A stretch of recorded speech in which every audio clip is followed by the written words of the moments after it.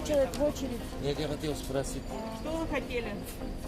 успеем? Столько очередь вообще на сегодня Не получим? успеете. Единственное, что... Сегодня получим, да? И сегодня вечером все получится. Потому что вечером самолет нет. Нет, если вы идете, мы успеваем. До 3 часов у нас официальное рабочее время. Поэтому при любом раскладе, даже мы если сделаем перерыв, то все равно мы будем вас принимать.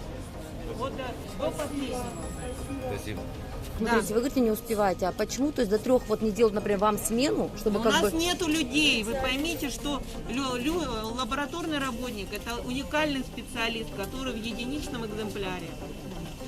Нет, я имею в виду людей, чтобы регистрировали. Это же не лаборанты регистрируют. Лаборанты. Я вот врач, она лаборант. То есть вас посадили на регистрацию. Посадили на регистрацию, потому что у нас людей нет. Мы же должны знать, мы же тоже не просто так сидим. Мы объясняем, что к чему, поэтому у нас есть люди квалифицированные, даже на приеме сидят.